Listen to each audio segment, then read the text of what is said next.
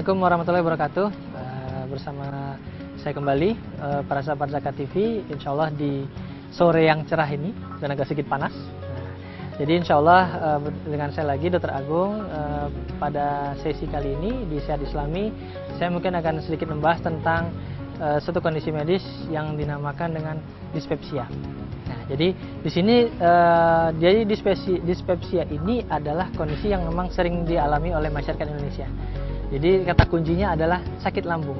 Nah, jadi mungkin jika para sahabat Zakat TV mendengar kata-kata sakit lambung, pasti tahu dong. Mungkin beberapa para sahabat Zakat TV pernah merasakan bagaimana sih sakit lambung itu.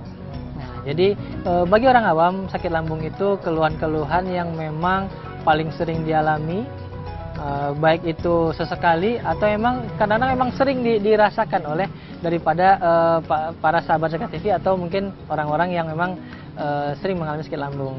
Ya, jadi memang ini terkait juga dengan kebiasaan daripada masyarakat kita. Masyarakat Indonesia ini kadang-kadang kalau nggak makan yang pedas itu nggak enak. Nah, sehingga kadang-kadang cenderung berlebihan mengkonsumsi makanan-makanan yang pedas, sehingga keluhan-keluhan seperti itu sering sekali muncul. Dan juga bahkan pasien-pasien dengan keluhan-keluhan sakit lambung ini sering datang berobat ke praktek-praktek medis. Nah, gitu. Jadi katakanlah banyak pasien itu yang datang ke kita, keluhannya apa Bapak atau Ibu? Keluhannya adalah ya sakit lambung saya, sakitnya seperti terbakar, perut saya terasa penuh, terus kemudian kok jadinya jadi mual dan yang lain sebagainya. Bahkan kadang-kadang ada yang menjadi pusing akibat daripada mual-mualnya tadi jadi pusing dan semuanya jadi campur baur. Nah, gitu. Sehingga kadang-kadang hal itu sering dikeluhkan oleh pasien-pasien yang datang ke tempat kita. Gitu. Jadi alangkah baiknya kondisi-kondisi sebenarnya tidak harus kita rasakan. Bahkan katakanlah sebenarnya kondisi seperti ini ya mungkin kondisi-kondisi memang tidak seharusnya terjadi apabila kita betul-betul menjaga dan sedikit katakanlah menahan daripada ya nafsu kita. Ya, gitu. Karena kadang-kadang kita ingin merasa wah ini lagi enak nih, tanggung, tambahin lagi bumbu pedasnya sehingga bertambah-tambahlah jumlah yang masuk perut kita, sehingga kemudian besoknya atau mungkin ada juga yang langsung pada saat itu juga merasakan keluhan-keluhan daripada sakit lambung tadi. Nah, gitu. Jadi para sahabat Zakat TV, ini kondisi-kondisi yang memang sebenarnya pada dasarnya di sini saya katakan bahwasanya adalah kondisi yang bisa dicegah. Bahkan harapan saya jika sahabat Zakat TV menjaga makan minumnya, insya Allah sakit-sakit lambung itu bisa hilang. Nah, gitu. Tapi dengan cara betul-betul menerapkan pola-pola makan dan minum yang tepat. Nah, jadi di sini itu dibahas tentang dispepsia. Dispepsia ini adalah sebuah kondisi-kondisi yang sering dan digambarkan dalam kumpulan-kumpulan gejala yang sering lebih diarahkan ke arah perut. Nah, gitu. Jadi keluhan-keluhan itu bisa macam-macam, gejala-gejala itu macam-macam. Misalkan katakanlah sakit perut, kemudian katakanlah bersendawa, kemudian rasa yang tidak nyaman di perut ketika setelah makan, kemudian juga kadang-kadang ada mual, bahkan ada yang mengatakan kok nafsu makan saya berkurang. Nah, juga kadang-kadang ada istilah medis yang dinamakan dengan heartburn. Jadi seperti rasa terbakar yang berawal dari perut ulu hatinya sampai ke dada atas. Nah, gitu. Jadi itu sering dirasakan oleh pasien-pasien kita. Dan kumpulan-kumpulan gejala itu kita namakan daripada dispepsia. Nah, jadi para sahabat Zakat TV, ya sekali lagi saya sampaikan bahwasanya memang perut ini memang pusat daripada kehidupan kita. Nah, katakanlah seperti itu. Kenapa? Karena kalau kita makan yang bagus, maka kita akan tumbuh dengan bagus. Kalau kita makan dengan cara yang tepat, sehingga ya harapan kita seluruh fungsi tubuh kita juga akan bekerja dengan bagus. Nah, jadi para sahabat Zakat TV yang mungkin pernah merasakan keluhan-keluhan seperti yang sudah saya sebutkan tadi, mual, kemudian sampai muntah, rasa tidak nyaman di perut, nah itu bisa kita hindari. Nah, jadi secara sederhana sakit lambung ini bisa kita artikan sebagai kondisi-kondisi di mana gangguan fungsi daripada yang seharusnya daripada lambung kita. Nah, gitu. Katakanlah misalkan secara sederhananya gangguan fungsinya katakanlah begini. Misalkan ketika kita makan terlalu terburu-buru, sehingga ketika kita mengunyah, kunyahan itu belum terlalu lembut makanan tadi, kita sudah menelannya dan itu masuk dalam lambung kita.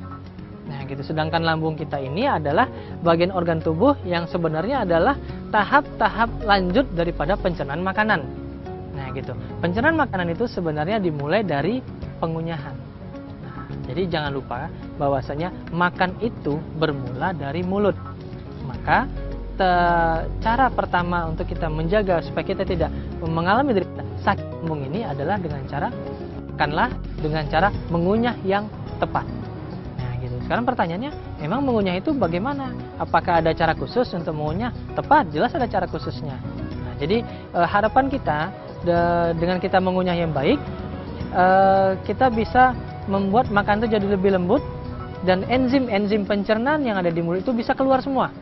Nah, enzim-enzim tadi akan membantu daripada mencerna daripada makanan-makanan proses awal. Kemudian setelah dia betul-betul menyatu, barulah kita telan. Nah, setelah kita telan, proses pencernaan makanan itu akan berlanjut di usus. Nah, di usus itu hanya tinggal melanjutkan saja. Jadi jangan sampai secara analoginya, jangan sampai makanan kasar itu sudah langsung jatuh ke lambung. Jadi seakan-akan yang mengunyah itu lambung. Nah, gitu. Jadi ketika itu kita lakukan, maka terjadilah keluhan-keluhan daripada sakit lambung. Nah, jadi para sahabat Zakat TV, ketika memulai makan, maka lebih baik adalah makanlah dengan perlahan dan kunyahlah dengan waktu yang cukup. Nah, katakanlah begini, secara sederhana, kita mengunyah itu secara teorinya adalah 32 kali sampai 34 kali. Mungkin kalau kita dari dulu ketika pendidikan dari SD, TK, SD, SMP pasti sudah disampaikan hal tersebut. Dan memang itu benar adanya, sehingga ketika kita sudah mengunyah dengan lembut makanan tadi, enzim-enzim di mulut itu sudah membantu daripada proses pencernaan makanan, sehingga ketika dia sudah lembut, dia masuk ke dalam usus. Dan lambung tadilah yang melakukan tahap-tahap pencernaan lanjutan. Nah, jadi itu dulu yang harus betul-betul kita pahami, sehingga dengan kita mengunyah yang baik, sehingga lambung kita pasti akan ikut baik. Itu prinsip. Nah, gitu. Nah, sekarang pertanyaan, bagaimana dengan usia tua? Usia tua katakanlah mungkin giginya sudah goyang, giginya ompong, apakah lebih baik makan bubur?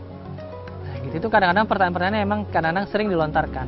Nah, tapi kalau hemat saya, lebih baik yang usia tua memang tidak ada salahnya untuk berikanlah sebuah atau beberapa gigi palsu yang bisa digunakan sebagai alat untuk melakukan pengunyahan. Kenapa? Karena enzim pencernaan itu hanya akan muncul dengan cara kita mengunyah. Nah, oke. Jadi para sahabat Zakat TV, di sesi berikutnya kita akan bahas tentang keluhan-keluhan secara spesifik dan tata laksananya untuk kasus-kasus dispepsia, insya Allah.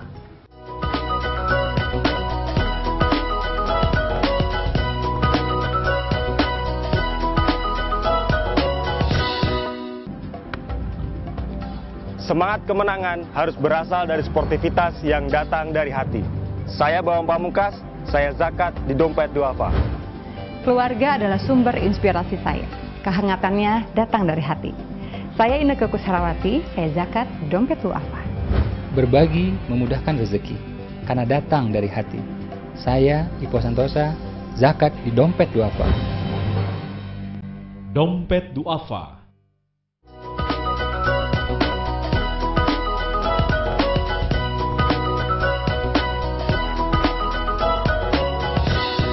Kembali lagi bersama saya, para sahabat Zakat TV di Syiar Islami. Di sesi ini mungkin saya akan sedikit lebih menjelaskan tentang bagaimana itu dispepsia dan tata laksananya, gitu. Jadi saya akan memberikan sedikit clue-cluenya. Jadi dispepsia ini seperti tadi sudah saya sampaikan, tahap awal tetap adalah bagaimana cara mengunyah. Mengunyah 32 kali atau paling tidak selembut-lembut yang kita bisa lakukan proses pengunyahan tadi, mungkin kita baru telan. Jadi kita makan secara perlahan. Nah, tapi sebenarnya ada kata kunci awalnya.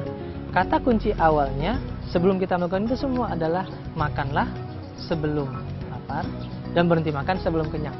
Nah, itu sebenarnya nasihat dari Rasulullah, Nabi kita, di mana itu sebenarnya tujuannya adalah untuk menjaga daripada lambung kita.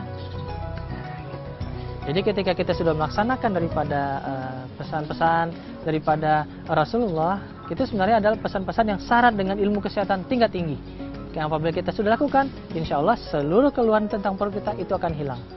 Nah, jadi para sahabat Zakat TV, jika makan, janganlah menunggu terlalu lapar.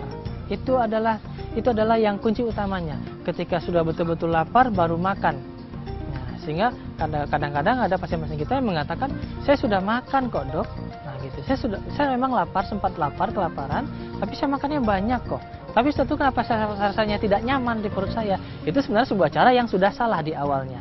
Nah, jadi para sahabat Zakat TV jangan menyepelekan hal-hal seperti itu. Jadi ketika memang sudah terasa lapar, makanlah. Tapi makan jangan dengan terburu-buru. Nah, kita makan dengan perlahan, kita kunyah perlahan. Setelah kita menghabiskan makanan kita, ya gitu. Setelah kita menghabiskan, harapan kita kepada para sahabat Zakat TV dan kita semua, jangan langsung mengambil posisi tidur. Gitu. Jadi harapan kita 2-3 jam ya dengan posisi duduk dulu. Jika memang kita memang mengantuk setelah 3 jam 4 jam, barulah kita disarankan untuk boleh berbaring. Nah, gitu. Kenapa seperti itu? Karena harapannya apa yang sudah kita makan tadi, yang kita kunyah tadi, jangan sampai dia berbalik arah ke atas, sehingga kadang-kadang itu bisa mengganggu daripada rasa yang tidak nyaman yang kita rasakan pada saat kita tidur. Nah, jadi pada saat kita habis makan, kita langsung tiduran, keluhan kita akan rasakan bukan pada saat tidur, tetapi justru setelah kita bangun tidur. Nah, setelah kita bangun tidur, kenapa kok mulut saya rasanya asam ya? Kok rasanya badan ini kok tidak enak gitu. Jadi apa gunanya saya makan tadi? Nah, jadi sehingga kadang-kadang banyak orang yang mengatakan, saya makannya cukup kok, tapi saya makannya pas kok waktunya, tapi kenapa saya masih sakit pada lambung saya? Artinya berarti ada pola-pola yang secara dasar sudah dilanggar. Itu sudah kepastian. Nah, gitu. Jadi mari kita melihat ke diri kita masing-masing. Sudahkah kita melakukan nasihat Rasulullah? Kemudian yang kedua itu kita lakukanlah makan dengan perlahan, jangan terburu-buru. Nah, kemudian biasakanlah untuk tidak meminum air terlalu banyak pada saat makan. Jadi kan ketika kita mengunyah secara perlahan, tapi kita baru makannya 1 suap, minumnya sudah 1 gelas. Ya itu pasti akan mungkin daripada beban lambung itu bertambah. Nah, dan dia akan sering menimbulkan keluhan-keluhan tidak nyaman di lambung. Ya. Kemudian setelah itu saran dari kita adalah jangan terlalu banyak mengkonsumsi makanan-makanan yang pedas. Nah, gitu. Kenapa? Karena makanan-makanan yang pedas tadi memang akan secara langsung dia mengiritasi lambung. Secara dasar bahasa seperti itu. Jadi sehingga mengakibatkan rasa tidak nyaman itu jelas di daerah perut. Nah, seperti rasa sakit di ulu hati, rasa perih, rasa terbakar di bagian perut, itu akan kita rasakan setelah mengkonsumsi makanan-makanan pedas yang berlebihan. Bukan tidak boleh. Nah, jadi hal itu yang mungkin perlu kita tekankan. Boleh-boleh saja, tetapi lebih baik takaran-takaran yang memang kita lihat biasa kita makan pedasnya itu setengah piring, ya kalau bisa harapan kita bisa dikurangi. Nah, gitu. Karena rasa pedas tadi harapan kita hanya sekedar menjadi makanan tadi terasa pedas, bukan menjadi semakin pedas semakin nikmat. Itulah yang kadang-kadang bisa kita anggap satu pola yang berlebihan dan sehingga menimbulkan keluhan-keluhan yang tidak kita inginkan. Kemudian para sahabat Zakat TV, harapan kita kurangilah mengkonsumsi makanan-makanan bersoda. Nah, itu adalah tata laksana dasar untuk pencegahan supaya kita tidak mengalami sakit lambung. Terus kemudian juga harapan kita ya konsumsilah makanan buah-buahan dan sayuran yang bagus ya, dengan cara mengunyah yang sama. Harapannya supaya lambung kita juga tidak terbebani dengan makanan-makanan yang kasar. Kemudian setelah lagi itu adalah harapan kita para sahabat Zakat TV, konsumsi daging-dagingan diusahakan jangan setiap hari. Kenapa? Karena daging itu adalah makanan-makanan yang berseratnya itu khusus, jadi dimana kadang-kadang itu menjadi beban tersendiri bagi lambung dan bagi usus kita untuk mencernanya. Karena juga kebanyakan ketika kita makan daging, sebenarnya pada dasarnya daging yang kita kunyah itu tidak sepenuhnya lumat.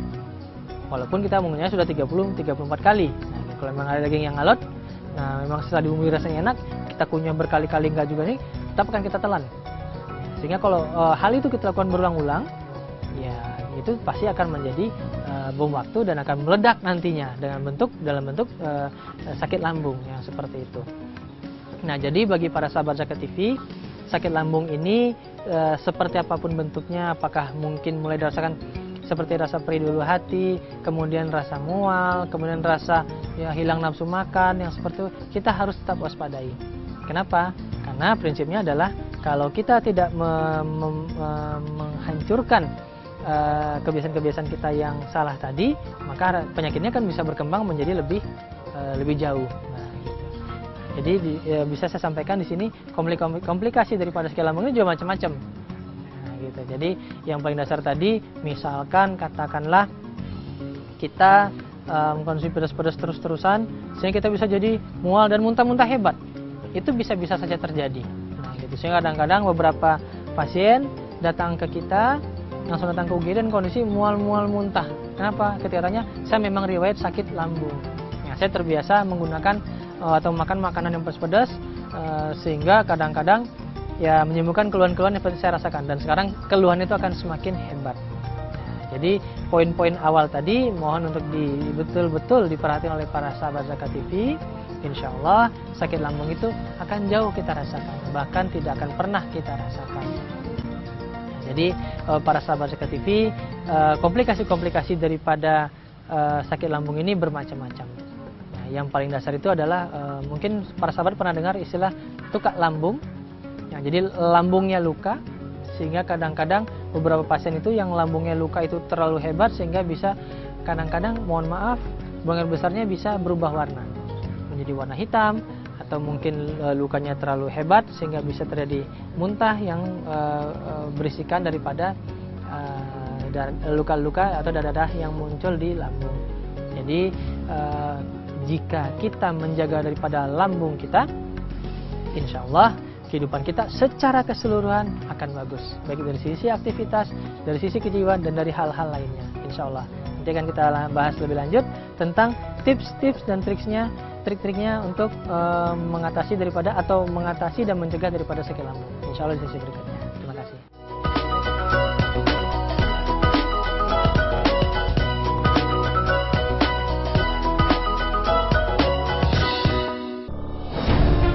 Ketika keindahan dunia merebak keselarasan, berbagi kemesraan. Ketika sejuta tangan merangkai kebahagiaan dalam kehidupan yang harmoni.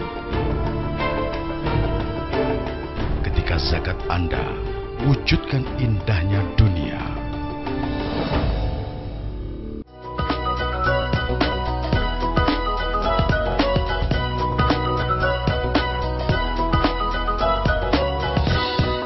Ya, kembali lagi para sahabat Zakat TV di tema kita yang sehat Islami yang sekarang ini tentang dispepsia. Jadi pada sesi terakhir ini mungkin saya ingin menyampaikan beberapa tips untuk bisa dilaksanakan oleh para sahabat Zakat TV. Nah, yang pertama itu jelas kita adalah tips untuk mencegah. Jelas tadi sudah saya jelaskan poin-poinnya, ikuti sunnah Rasulullah. Kemudian yang kedua, mengunyah dengan perlahan 34 kali mengunyah, kemudian makan dengan perlahan. Kemudian setelah kita makan janganlah langsung tiduran. Itu adalah pola-pola dasar untuk mencegah. Terus kemudian janganlah kita langsung atau terlalu sering mengkonsumsi makanan yang mengiritasi lambung seperti makanan pedas, yang bergas-gas atau soda-soda. Itu lebih baik kalau harapan kita adalah dikurangi atau bahkan dihilangkan. Nah, sekarang bagaimana kalau misalkan kita sudah merasakan sakit lambung? Apakah langkah awal yang bisa kita lakukan untuk memberikan obat-obat dasar di rumah? Nah, gitu. Jadi ketika kita di rumah merasakan keluhan sakit lambung, kita harus ketahui dulu apakah emang benar ini sakit lambung atau mungkin ini karena sakit-sakit lainnya. Nah, jika misalkan keluhan sakit lambung ini diikuti rasa mual, rasa perih di ulu hati, kemudian juga ada rasa-rasa seperti rasa terbakar di dada, mungkin tahap awal pelaksanaan mungkin bisa kita bisa beli di apotek-apotek dasar, mungkin obat-obat lambung. Nah, mungkin yang sejenis yang golongan-golongan antasida itu mungkin boleh dikonsumsi dengan cara dikunyah. Nah, gitu. Harapannya setelah kita meminum obat tadi, kita kunyah, harapan kita antasida tadi bisa menetralkan secara langsung daripada asam-asam lambung yang berlebih. Nah, tapi jika memang sakitnya sudah berkurang dan juga memang kondisi lambung kita memang dari dulu itu memang senantiasa tidak bagus, tidak ada salahnya bagi kita semua untuk mengkonsumsi secara rutin untuk enzim-enzim pencernaan. Nah, dan itu enzim-enzim pencernaan itu bisa macam-macam mereknya dan bisa kita dapatkan di apotek. Nah, kita bisa datang ke apotek, kita minta obat-obat enzim pencernaan yang memang khusus untuk enzim pencernaan di lambung dan juga di mulut. Nah, jadi harapannya tadi, jika memang kita sedang belajar mengunyah, artinya kita belum bisa memaksimalkan daripada enzim pencernaan yang ada di mulut kita mungkin bisa membantunya dengan memberikan enzim-enzim eksternal dari luar, itu kita konsumsi supaya bisa membantu proses pencernaan di dalam perut kita. Nah, gitu. Kemudian misalkan setelah mengkonsumsi alutida, kemudian setelah kita rutin mengkonsumsi enzim-enzim pencernaan, ya, kemudian kenapa kok sakitnya ini semakin berlanjut? Ya, apa yang harus kita lakukan? Berarti mungkin itu memang perlu saatnya kita untuk ke tempat medis terdekat untuk memeriksakan diri. Nah, kira-kira apakah ada kondisi-kondisi lain yang memang harus untuk lakukan pemeriksaan tambahan? Nah, jadi kadang-kadang beberapa kasus-kasus sakit lambung itu bisa disebabkan oleh karena bakteri. Nah, jadi nama bakteri itu adalah Helicobacter pylori, di mana Helicobacter pylori ini sering terbawa kepada makanan yang kita makan. Karena namanya bakteri pasti terbawa oleh makanan yang masuk ke dalam mulut kita dan kita telan, masuk dalam lambung kita. Pada kondisi tubuh kita sehat, dia tidak ada masalah. Tapi ketika kondisi tubuh kita turun, bakteri tadi akan aktif dan dia bisa secara langsung mengiritasi daripada lambung sehingga memunculkan daripada asam lambung berlebihan, rasa nyeri, dan ketika kita berikan obat-obat untuk khusus untuk lambung, kok tidak ada perubahan. Nah, kalau kondisi seperti itu terjadi, memang itu ada terapi-terapi khusus. Mungkin kita bisa berikan antibiotik selama beberapa waktu, kemudian obat untuk yang khusus untuk lambungnya beberapa waktu. Nah, sampai kita tetap harapan kita ke pasien menjaga makan minumnya untuk tidak makan minum sembarangan. Kenapa? Karena kalau misalkan ini sudah sembuh, makan minum sembarangan lagi di luar, yang mungkin kita tidak yakin, ya, tidak yakin kebersihannya, kita tetap makan. Sehingga kadang-kadang hal itu bisa memunculkan daripada penyakit-penyakit yang memang berkaitan dengan lambung. Nah, jadi itu tips-tips trik untuk pencegahannya tadi. Nah, jelas itu sudah kita lakukan. Kemudian kita tips-tips untuk memberikan tata laksana awal di rumah. Nah, jika memang tidak bisa kita lakukan di rumah, mungkin tidak ada salahnya kita juga untuk berobat ke rumah sakit atau ke praktek terdekat. Nah, jadi jika para sahabat Zakat TV melaksanakan yang seharusnya, yakin bahwasanya keluhan-keluhan sakit lambung itu akan hilang. Ya, tapi bagaimana jika keluhan sakit lambung ini sudah terjadi pada usia-usia tua? Nah, jika sakit lambung terjadi pada usia tua, kita tidak bisa langsung berasumsi bahwasanya ini hanya murni lambung, murni hanya keluhan-keluhan dispepsia. Tidak, bisa saja ada kondisi-kondisi memang yang bersifat khusus, di mana kondisi bersifat khususnya kita juga akan ada pemeriksaan khususnya. Nah, jika usia tua, yang mungkin lansia di atas 50 tahun, di atas 60 tahun, kita mungkin ada banyak keluhan-keluhan yang berakibat ke lambung, tetapi disebabkan oleh penyakit-penyakit lain. Misalkan sakit jantung. Jadi ada kondisi-kondisi di mana penyumbatan pembuluh darah jantung di bagian bawah jantung itu bisa menimbulkan nyeri yang beralih seakan-akan seperti sakit lambung. Nah, gitu. Jadi itu harus dipahami. Jadi pada usia tua, kemudian usia-usia parubaya yang memang mungkin kok saya sakit lambungnya kok nggak hilang-hilang. Nah, gitu. Atau juga bisa jadi juga sakit lambungnya itu dialami oleh orang-orang yang mungkin sudah sehat secara fisik, makan teratur dan sebagainya. Mungkin bisa jadi juga apakah kita akan cross check lagi apakah si orang tersebut makannya cukupnya itu cukup berlebih atau cukup bagaimana. Jadi memang ketika sakit lambung ini akan ada banyak hal yang akan kita koreksi secara total jika memang ingin sembuh total. Jadi dari prinsip dasar kita perbaiki sampai ke prinsip-prinsip yang lanjutannya. Jadi hal-hal seperti itu mohon agar bisa kita semua pahami, sehingga sebenarnya ada penyakit-penyakit yang sebenarnya tidak harus terjadi, tapi terjadi itu semua karena memang pola daripada tubuh kita. Nah, jadi di sini ada beberapa hal memang yang bisa kita lakukan. Kita memang harus mengubah pola hidup. Itu prinsip dasarnya.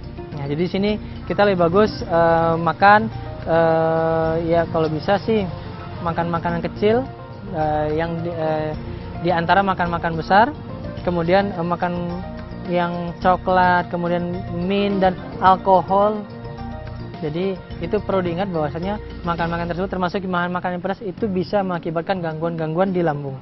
Kemudian satu lagi itu merokok. Jangan merokok. Nah, jadi kalau kita merokok terkadang dengan proses kita menghisap rokok tadi sebenarnya ada zat-zat yang memang dia akan masuk ke dalam tubuh kita yang akan merangsang daripada lambung untuk mengeluarkan asam lambung yang berlebih. Sehingga kadang-kadang pada pasien-pasien yang sakit lambung kita perhatikan memang ada riwayat-riwayat dia merokok. Nah, jadi secara teori memang kita bisa memperhatikan hal itu di lapangan. Kita bisa melihat bagaimanakah seseorang itu, apakah memang orang ini bisa kita prediksi. Misalkan dengan pola hidup seperti ini, kita sebenarnya bisa memprediksi dia akan sakit apa nantinya. Nah, kita hanya perlu melihat bagaimana habit dia hanya dalam waktu 24 jam pertama. Jadi, ini adalah penyakit yang memang seharusnya tidak terjadi, tapi terjadi. Nah, jika memang kita sudah melakukan hal yang seharusnya, insya Allah tidak akan kita rasakan sakit lambung ini. Jadi, saran saya seperti itu, mohon agar bisa kita semua ingat. Jadi sakit lambung itu adalah sakit yang bisa tidak ada lagi. Nah, insya Allah seperti itu. Mudah-mudahan bisa berguna bagi kita semua. Sekian dari saya. Wassalamualaikum warahmatullahi wabarakatuh.